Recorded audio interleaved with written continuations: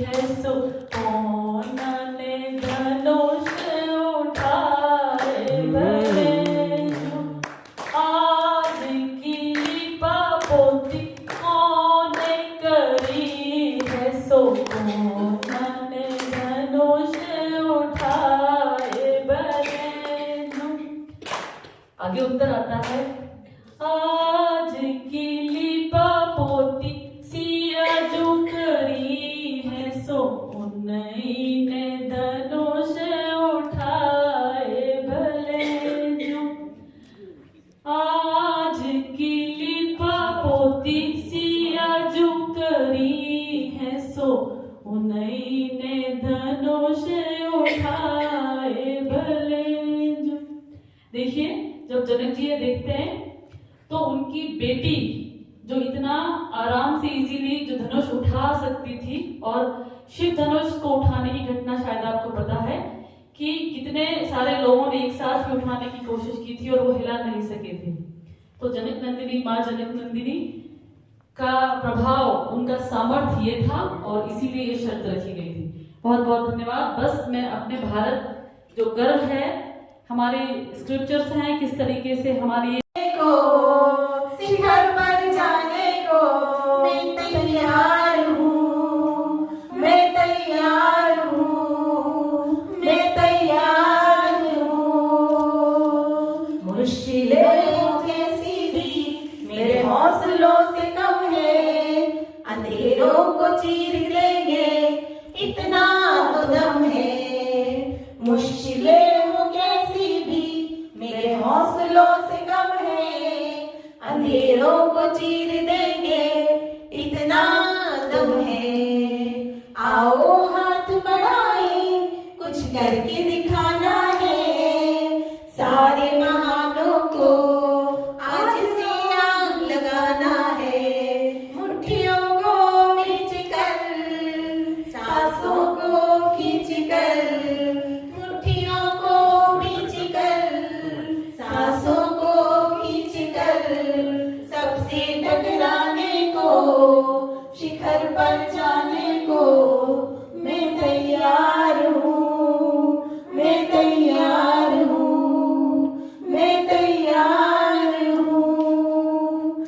खुद से है ये वादा कुछ करे, सबके सीनों में है ये वादा कुछ करके जाएंगे, सबके सीनों को गर्व से भर कर जाएंगे।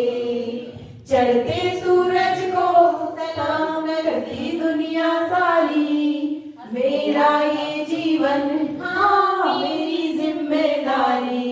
मुट्ठियों को खींच कर, सांसों को खींच कर, मुट्ठियों को खींच कर, सांसों को खींच कर, सबसे टकराने को, शिखर पर जाने को मैं तैयार हूँ, मैं तैयार हूँ। हम तैयार हैं, हम तैयार हैं, हम तैयार हैं।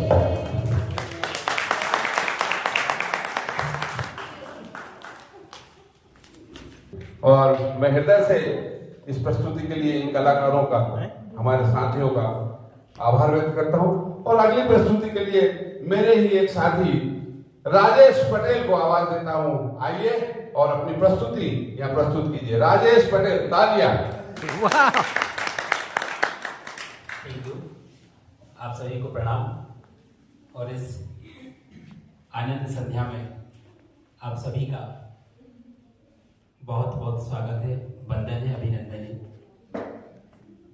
जैसा कि भजन संध्या या आनंद संध्या, तो नाम से ऐसा लग रहा है कि आनंद संध्या में थोड़ा सा चेहरे पर मुस्कुराहट होना चाहिए। तो मैं कुछ पंक्तियां रखूंगा, लेकिन आप बिल्कुल ना हंसिएगा, अपनी हंसी को कंट्रोल जरूर रखिएगा। सांस से रोग है, सांस रो मन की व्यथा सुनाता हूँ, सांस रोक कर सुनना मित्रों, मन की व्यथा सुनाता हूँ। सन 1857 की कथा तुम्हें सुनाता हूँ, सन 1857 की कथा तुम्हें सुनाता हूँ। आंखों में थी ज्वाला, दिल में धधक रहे अंगारे थे, आंखों में थी ज्वाला, दिल में धधक रहे अंगारे थे। अगले युद्ध भूमि में मैंने मुर्दे पटक पटक के मारे, मुर्दे पटक पटक के मारे।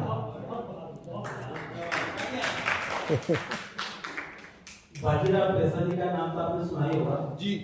उनका काम नहीं देखता था। वो झांसी की रानी जो थी उनके घोड़े का मालिश भी मैं ही करता था।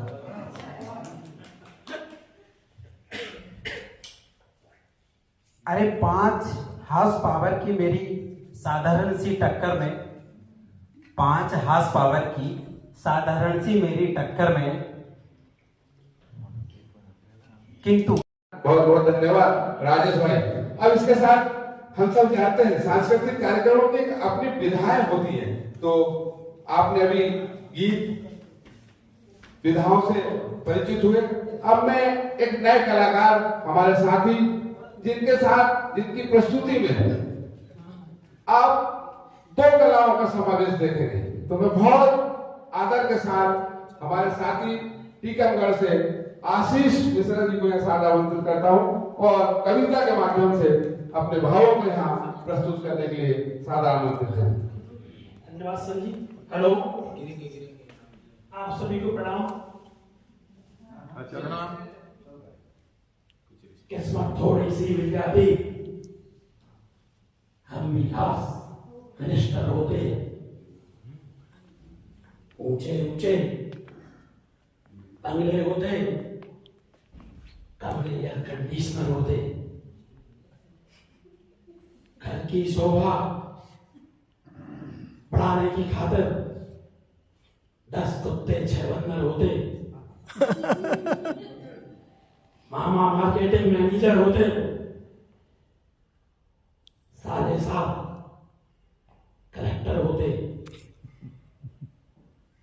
श्रीमती जी प्रिंसिपल होती। कहने का मतलब यारो, जो भी होते हम ही होते। एक्टर सारी जनता होती, डायरेक्टर उसके हम होते। अब मैं अपनी वाणी को विराम देता हूँ। तेरा वैभव मन रहे मां, हम दिन चार रहे न रहे। देखें और एक आवाज शायद आप पहचान कर होंगे, वो है भारत रत्न पूर्व प्रधानमंत्री अटल बिहारी। बहुत बहुत शुक्रिया आशीष भाई। अब इसी के साथ मैं फिर एक बार पुनः नीतू भारद्वाज को यहाँ सादा आमंत्रित करता हूँ। निश्चित रूप से आपके हृदय में भी कला और शब्दों में भावों की बड़ी उमंग लिए हुए आप यहाँ आई हैं। सादा आमंत्रित।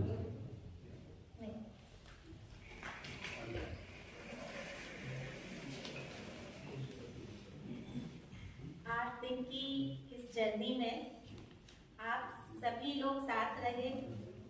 आपसे जो जो हमने सीखा, जो पाया, उससे मेरे लिए तो सीनियर सिटीजन की परिभाषा ही बदल गई। तो कुछ लाइनें हमारे सभी फैसिलिटेटर्स के लिए। क्या बात करूं इस सफर की, क्या बात करूं इस सफर की, जीवन को ही बदल दिया। आप सबके विचारों ने मुझे क्या से क्या कर दिया।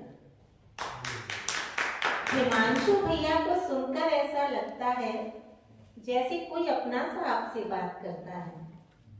आपका जीवन एक उदाहरण है, आपका जीवन एक उदाहरण है। जीवन कैसे जीना है ये सोचने पर मजबूर करता है।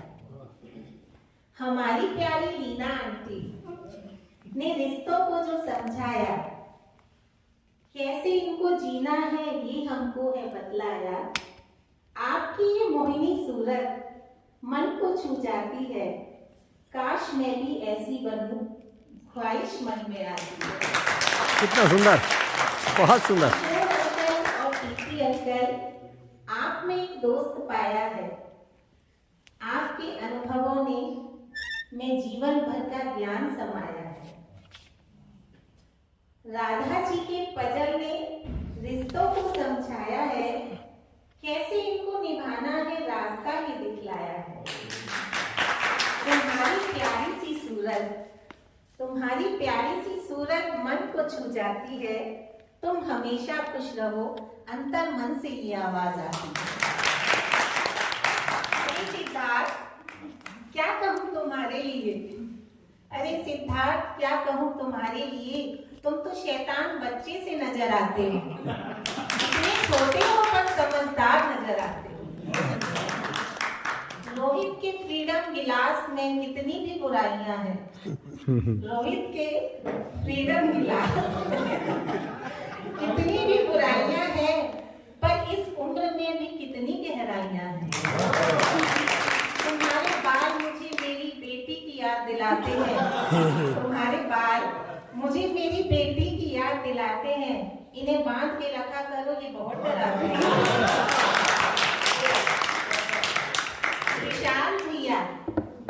विशाल भैया आपको नमन करते हैं। पर्दे के पीछे से भी सारे काम करते हैं। न दिखते हैं न सुनाई देते हैं, न दिखते हैं और न सुनाई देते हैं, फिर भी सब बातों का ख्याल रखते हैं। कभी कभी मन करता है कि अब तो सब समाप्त है।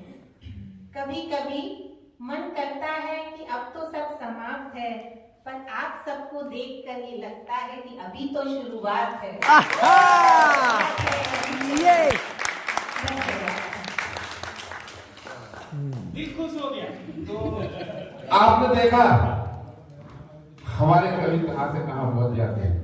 हर व्यक्तित्व को पहचाना और उसको एक परिभाषित शब्द दिया। बहुत बहुत धन्यवाद नीतू भारद्वाज।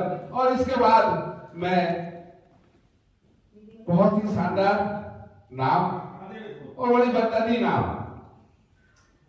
विद्येश्वरी मां जगदम्बा का एक नाम, और जिनके पास कला या किसी भी चीज की कोई कमी नहीं, ऐसी ही हमारी एंकर और हर विधा में अपनी प्रतिभा का लोहा मनवाने वाली विद्येश्वरी तिवारी को सारा आमंत्रित करता हूं अपने एक गीत के साथ, वादियों को।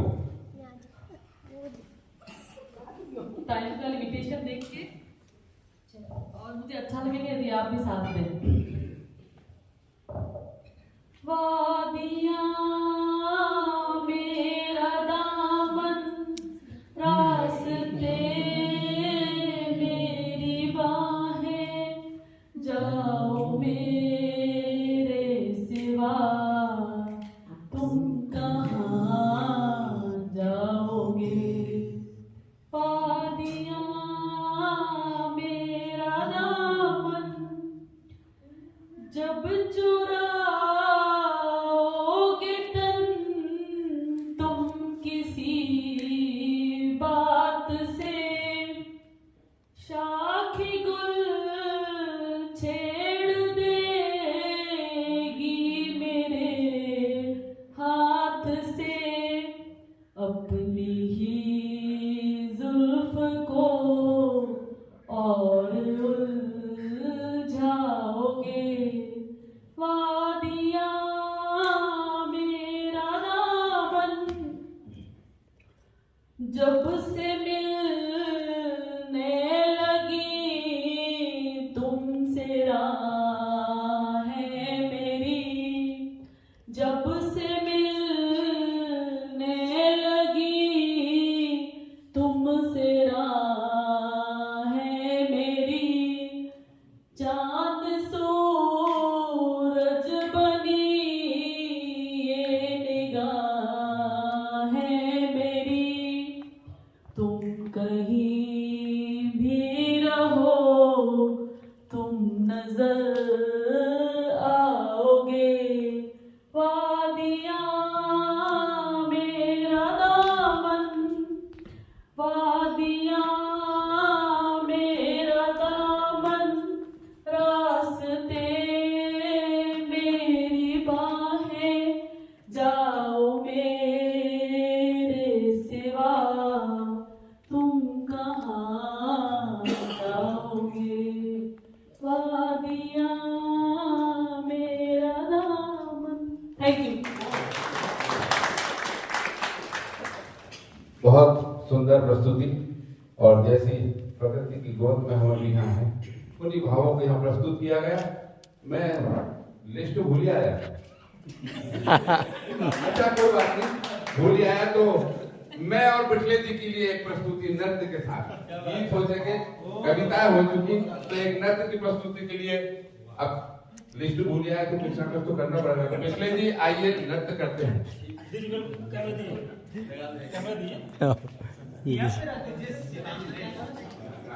सामने कौन सा गाना है ये भी खोजना पड़ेगा। कैसा लग रहा है आप लोगों को? बढ़िया। तालियां नहीं बज रही तो ऐसा नहीं लग रहा।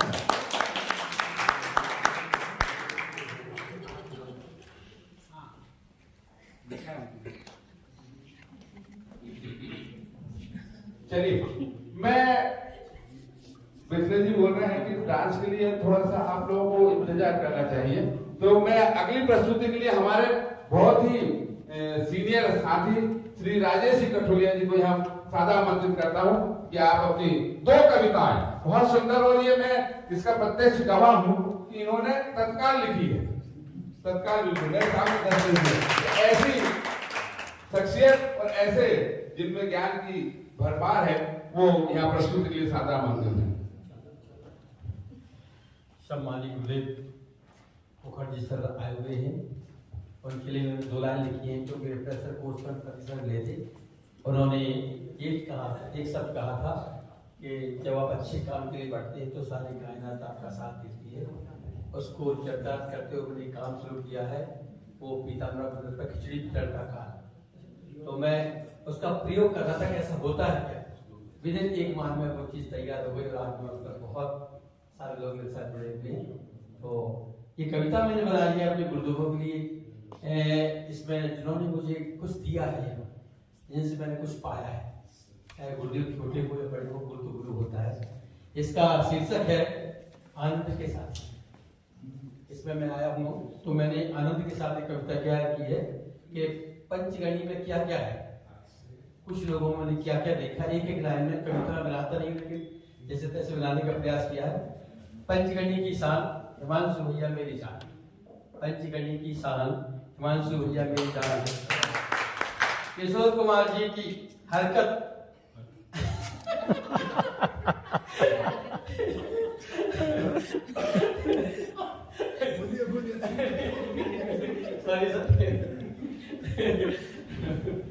किशोर कुमार जी की हरकत नाली सब करते हैं प्यारी प्यारी। और टीपी सर की मेरे मार्गदर्शन कोशिश करते हमेशा। टीपी सर की जो कोशिश रहती है हर व्यक्ति को बहुत गहराई से समझाने की रहती है, तो मैंने थोड़ी सी लाइनें लिखने का प्रयास किया। टीपी सर की मेरे मार्गदर्शन कोशिश करते बरकस। और सुरेश खत्री एवं मैडम खत्री, बदलाव की बहार, इनसे मिलता हमें हमेशा प्यार। रविंद्र राव मैडम राव, ग्राम परिका की जन्मदाता, इनका व्यवहार सभी को होता। रोहित जपका नई पीढ़ी के हीरो, जल्दी पार्लियामेंट के हीरो, जल्दी बोलो तुम पार्लियामेंट के हीरो।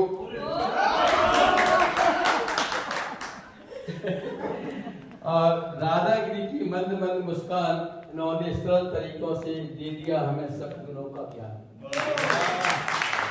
सबसे छोटी उम्र की ट्रेनर है और वास्तव में हमें बहुत भाया कि इतने सरल तरीके से ऐसी चीजें सिखा दी जो वास्तव में हम अभी तक सीख नहीं पाए थे। तो राधा जी की मंद मंद मुस्कान, उन्होंने दे दिया सरल तरीकों से सभी गुणों का ज्ञान। सिद्धार्थ इसमें आगे दिया है, सिद्धार्थ विश्वास है उड़ीसा की जान, इन पर हम करते संपूर्ण जीवन। सभी सम्मानियों ने इतना हमें सिखाया, हम सभी बने ट्रेनर, इन सबका दिल भराया। विदा हो रहे आज हम, दिल मेरा भराया। सुखी रहे सभी साथी, आनंद में बहुत आनंद आया। ये हमारे सभी रण के लिए है। और मुखर्जी सर के लिए 2 शब्द अलग से थे जिनसे मैं बहुत प्रभावित था। मैं रिफ्रेशर कोर्स में गोवा में आया था, तब सर ने यही सब कहा था कि जब आप कोई काम शुरू करते हैं और कायनात आपकी साथ देती है, उस शब्द को चरितार्थ करते हुए मैंने जो कार्य शुरू किया था वो सर के लिए समर्पित है। और मैं हमेशा याद कर रहा था 2 दिन से कि मुखर्जी सर ने एक शब्द कहा था, उसमें आगे बढ़ गया हूँ। तो मुखर्जी सर के शब्द इतिहास बदल डाला। मुखर्जी सर के शब्द ने इतिहास बदल डाला, कायनात शब्द ने रास्ता बदल डाला, नया रास्ता बना डाला। मेरे साथी हैं टीओटी ट्रेंडिस जितने हैं साथ में, मैंने भी कुछ पाया है, उनके लिए मैंने 2 शब्द लिखने का प्रयास किया है। तो ये टीओटी के जो साथी हैं उनके लिए तो 2 शब्द हैं। आशीष मिश्रा जी ओजस्वी वक्ता बैठे हुए हैं। आशीष मिश्रा ओजस्वी वक्ता, इन्हें नहीं कोई हरा सकता।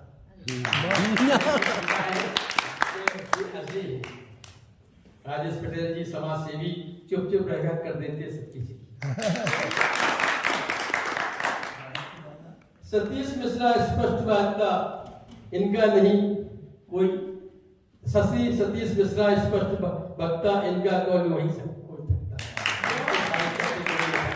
स्पष्टवादी है, वास्तव में हर चीज स्पष्ट बोल देते हैं और सहज तरीके से। भरत पटेल की ईमानदारी छवि है बड़ी प्यारी प्यारी। कमलकांत पिछले यूट्यूबर बने रहे सबके डायरेक्टर। कमलकांत जी यूट्यूबर है, उन्होंने वास्तव में सबको फेमस कर दिया है। जिनको कोई जानता नहीं था उनके भी बहुत फॉलोअर्स बढ़ गए हैं। और आगे अमित शुक्ला की छवि है न्यारी, बातें करते बड़ी प्यारी प्यारी। रंगलाल दांगी का व्यक्तित्व है सीधा साधा, सभी का साथ मिलकर खाए आधा आधा। उनका व्यक्तित्व है, तो कभी अकेले नहीं खाते, हाल में भाई तुम भी खा लो तुम भी खा लो। इनका बहुत सीधा साधा व्यक्तित्व है। इस प्रकार से सोना मैडम सोना ही सोना, सोना मैडम सोना ही सोना, पढ़ाई के लिए सारा मनोरंजन छोड़ा, वो सारी जिंदगी पढ़ाई में लगा दी, कहीं कुछ नहीं देखा और सोना ही सोना। मधु परिहार का व्यक्तित्व निराला, मधु परिहार का व्यक्तित्व निराला, सभी के दिलों में प्यार से जगह डाला। आगे स्मृति काले की स्पष्टवादिता, हम सभी को व्यवहार करता पड़ता। कमल पालिया का संघर्ष में जीवन, कमल पालिया का संघर्ष में जीवन, स्वर्ग बना डाला परिवार सारा जीवन।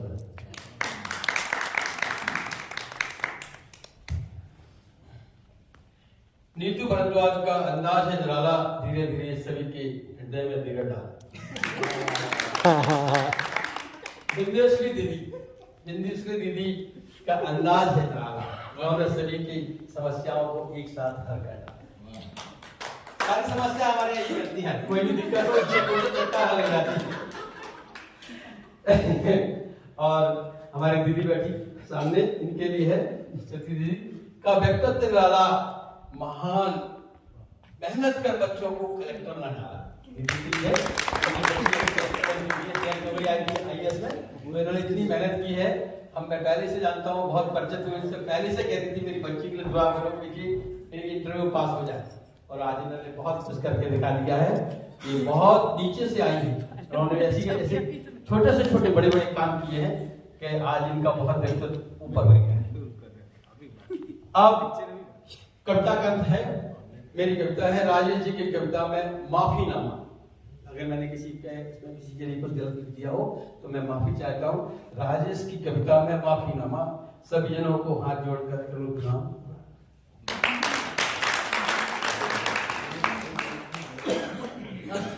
अब थोड़ा सा आपको हंसाने के लिए मैं आमंत्रित करती हूँ अमित सर को। आइए अमित जी। चुटकुला मैन। बहुत बहुत धन्यवाद।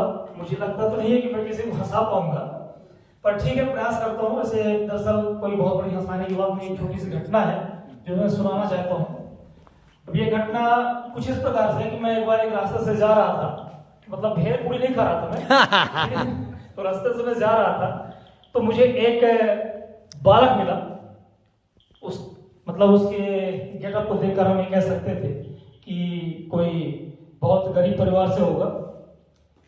उदास मन में था। मैंने पूछा बेटा क्या हुआ? तो उसने जो अपनी कहानी सुनाई वो कुछ इस प्रकार की थी। तो उसने जो बताया तो मैं उसको ऐसे कुछ बता रहा हूं कि एक सेठ जी थे, बहुत कंजूस थे, इतने कंजूस कि कहते कि मक्खी चूस। बताया कि अगर मेरे मालिक के चाय में अगर मक्खी भी गिर जाए तो चाय नहीं फेंकता है, बल्कि मक्खी को चूस के निकाल के फेंक देता है। इतना मक्खी चूस था।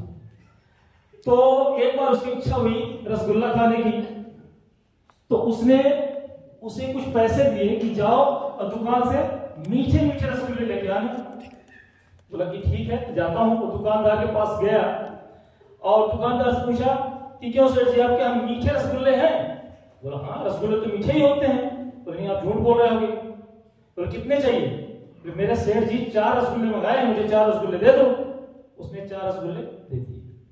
तो उसने सोचा कि मेरे सेठ जी बोले हैं कि रसगुल्ले मीठे होने चाहिए, मैं टेस्ट करके देख लूं कहीं ऐसा ना हो कि अगर रसगुल्ला मीठा ना हो सेठ जी तुम्हें बहुत ही खतरनाक है, मैं मार मार के बुरा हाल कर देंगे। तो उसने एक रसगुल्ला उठाया, चखा और बोला बहुत बहुत मीठे रसगुल्ले हैं।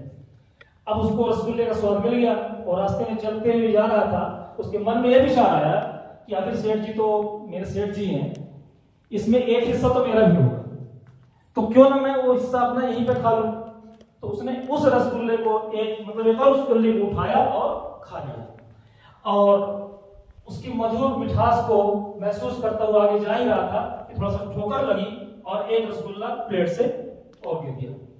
उसे बड़ा पछतावा हुआ कि सेठ जी तो ये गिरा हुआ रसगुल्ला इसे खाएंगे नहीं, तो ऐसा करता हूं मैं इसे उठा के ऐसे खा लेता हूं।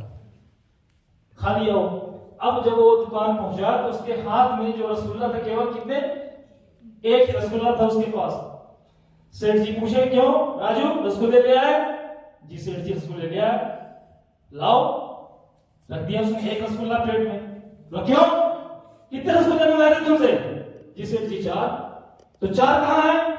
उसने बताया सेठ जी आपने कहा था कि मीठे रसगुल्ले लाना, तो मैंने उसमें से एक रसगुल्ला चख कर देखा, मीठा था रसगुल्ला। फिर रास्ते में मैंने सोचा कि इसमें से एक हिस्सा मेरा है, तो उस रसगुल्ले अपने हिस्से का रसगुल्ला मैं खा गया। अब एक रसगुल्ला जमीन में गिर गया था, तो क्या आप खा लेते उसको? मैं उसको खा लिया। बोले मूर्ख तुम्हारी हिम्मत कैसे, तूने मेरे रसगुल्ले खाए कैसे? तो रसगुल्ला रखा हो तो खाया, खा गया। कैसे रसगुल्ले?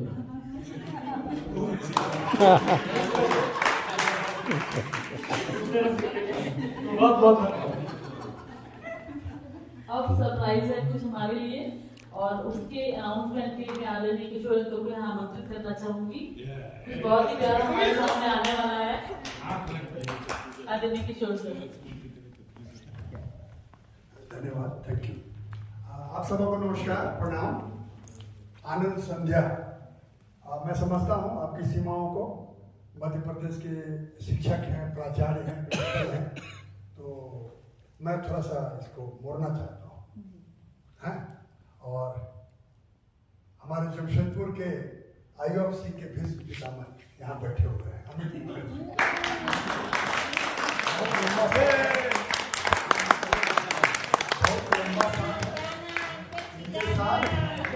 इनके साथ आज की बात नहीं है, हम लोग 1980 से साथ हैं और ये काम कर रहे हैं अपनी अपनी जगह पर। सर आप आइए और वो सुनाइए।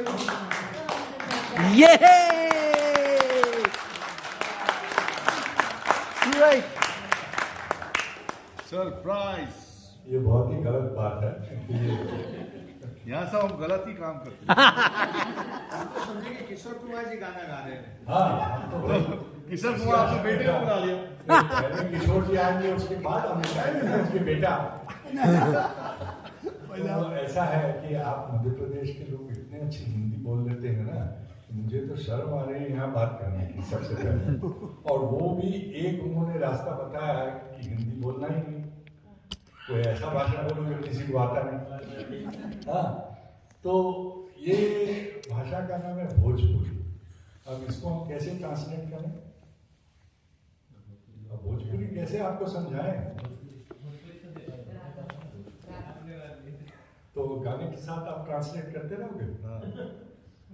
ये बहुत फेमस गाना है, सब समझता है यहाँ पे। सब समझते हैं हाँ, ऐसा तो नहीं। अच्छा मैं कोशिश करते हैं। ज़्यादा ही समझता हूँ। चलिए, भोजपुर बिहार से है। अब एक हमारी तरफ बुला आया पटना, वहाँ का सब रवैया देखा उन्होंने, और रवैया देखने के बाद वो अपना गांव लौटा। और गांव लौट के अपने भाषा में अपने जो गांव वाले हैं उनको समझा रहे हैं कि शहर की ये हालत है, अब इसको हम कैसे सुधारें। तो वो अपना भाषा में कैसा बोलता है, बोलता है इनकर बिगड़ल बा चलनिया कैसे सुधरी। समझ गया ना? इनकर बिगड़ल बा चलनिया कैसे सुधरी, ओ इनकर बिगड़ल बा चलनिया कैसे सुधरी। अरे कैसे सुधरी ओ रामा कैसे सुधरी, अरे कैसे सुधरी ओ रामा कैसे सुधरी।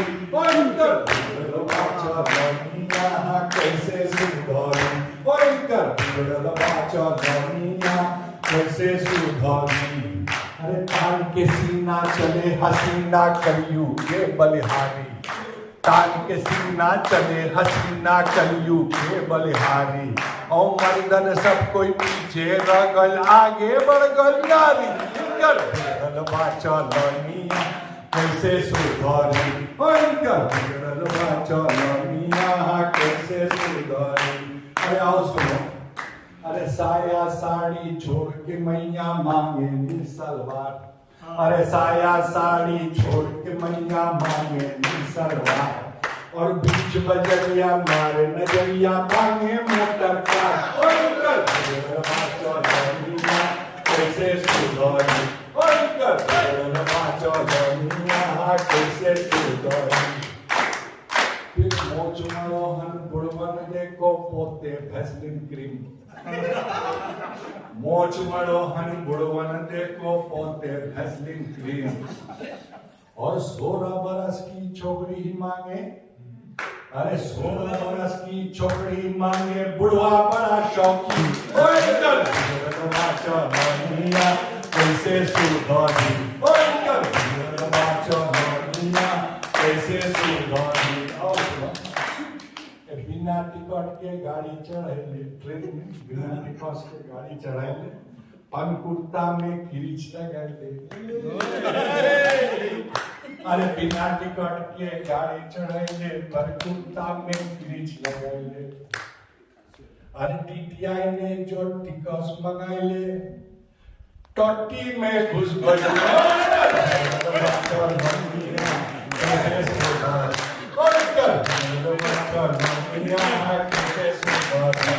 अरे कैसे सुधरी ओ रामा कैसे सुधरी, अरे कैसे सुधरी ओ रामा कैसे सुधरी।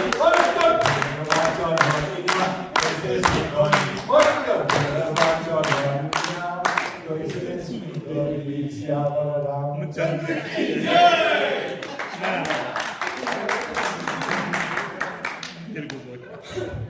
कौन कहता है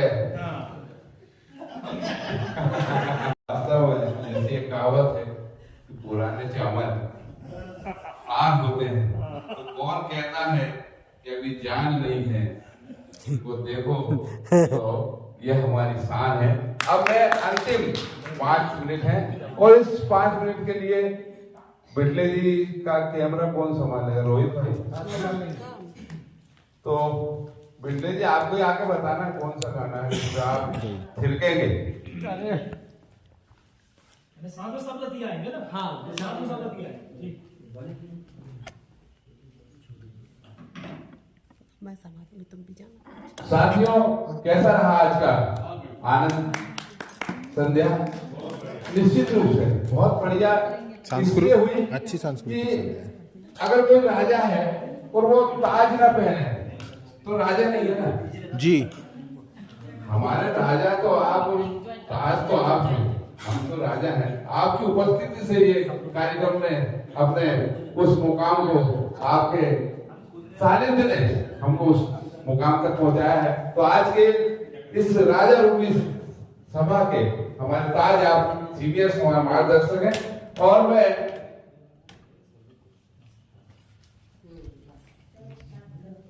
बिजली जी शुरू कर दो। यहाँ कोई अपने को ना अमिताभ बच्चन बनना है ना अपने को तो आत्मा भटकना है।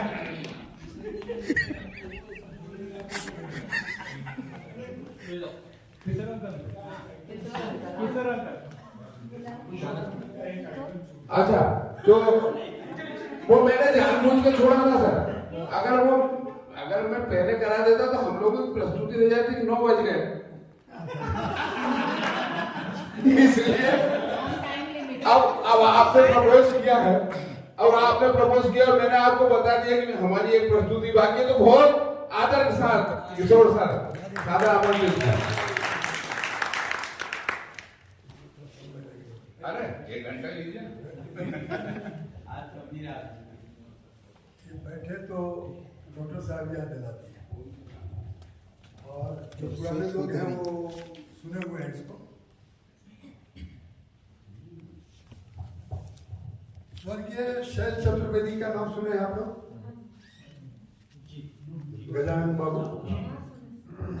हाँ, उन्हीं की एक कविता है जो अक्सर हम यहाँ पर सुनाते हैं। और वो जमाना गया, अब तो आ गया मीटू और क्या क्या। जिस समय लिखा गया है उस समय आग का चलना ही काफी था। चल गए स्वर्गीय शैल चतुर्वेदी। मैं भी एक शरीफ इंसान हूँ, आप ही की तरह श्रीमान हूँ, मगर अपनी बाईं आंख से परेशान हूँ। मैं भी एक शरीफ इंसान हूँ, आप ही की तरह श्रीमान हूँ, मगर अपनी बाईं आंख से परेशान हूँ। अपने आप चलती लोग समझते हैं चलाई गई है, जानबूझकर मिलाई गई है। एक बार बचपन में शायद सन 55 में क्लास में एक लड़की बैठी थी पास में, नाम था सुरेखा। उसने हमें देखा और हमारी बाई चल गई। लड़की क्लास से बाहर निकल गई। थोड़ी देर बाद हमें है याद, प्रिंसिपल ने बुलाया, लंबा छोड़ा लेक्चर पिलाया। हमने कहा जी भूल हो गई, जी भूल हो गई। वो बोले ऐसा भी होता है भूल में, शर्म नहीं आती, ऐसी गंदी हरकत करते हो स्कूल में। इसके पहले की हकीकत बयान करते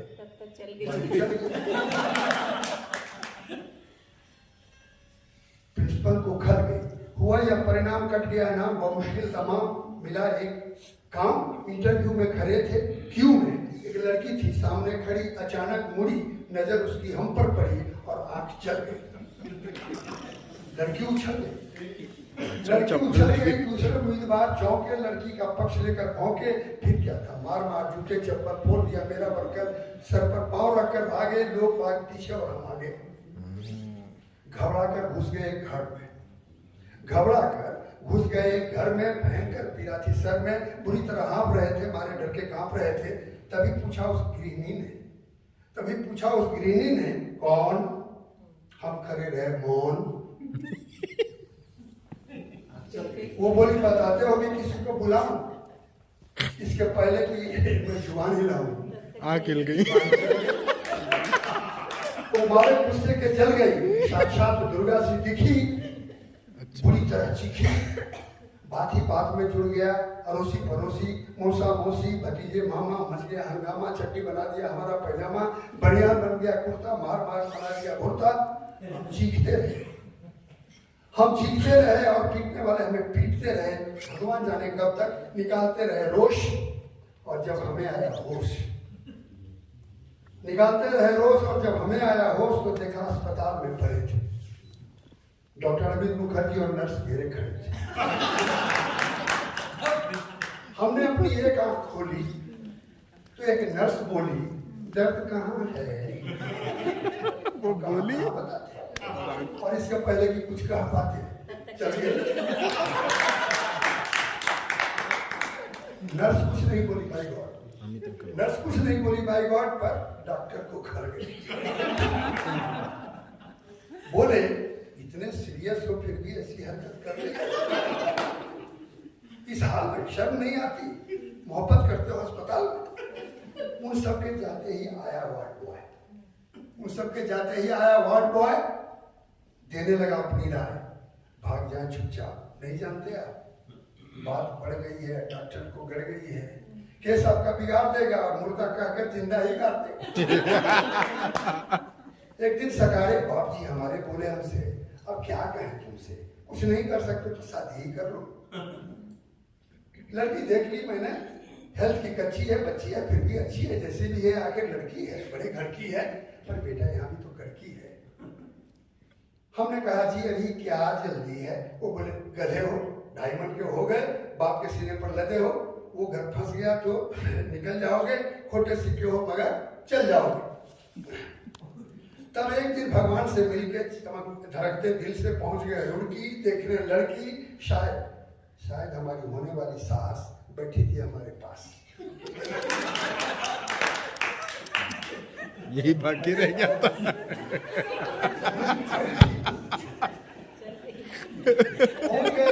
देखने लड़की, शायद हमारी होने वाली सास बैठी थी हमारे पास, बोली यात्रा में तकलीफ तो नहीं हुई? और हमारी आंख चल गई। वो समझी कि मचल गई, बोली लड़की तो अंदर है, मैं लड़की की माँ हूँ, लड़की को बुलाऊं और इसके पहले कि मैं जुबान हिलाऊं चल गई। दोबारा उसने किसी का नाम ले पुकारा, फिर झटके से खड़ी हो गई और हमारे बाप जी का सारा प्लानित हो गई। हम जैसे गए थे लौट आए, घर घुसे मुंह लटकाए। पिताजी बोले क्या फायदा मुंह लटकाने से, आग लगे ऐसी जवानी में। डूब मरो चुल्लू भर पानी में, नहीं डूब सकते तो आंखी फोड़ लो, नहीं फोड़ सकते तो हमसे नाता ही तोड़ लो। जब भी कहीं जाते हो पिट गढ़ी आते हो, अरे भगवान ने कैसे चलाते हो? अरे अब आप ही बताइए कहाँ जाऊँ, क्या करूँ, कहाँ तक गुनगाऊँ अपनी इस आँख के? जूते चप्पल खिलवाएगी, अब लाख तो लाख के आप ही संभालिए। मेरा मतलब है कोई रास्ता निकालिए, जवान हो या वृद्धा, पूरी हो या अद्धा, केवल एक लड़की जिसकी एक आँख चलती हो, पता लगाइए और एशिया प्रोटो के सेंटर में खबर भिजवाइए।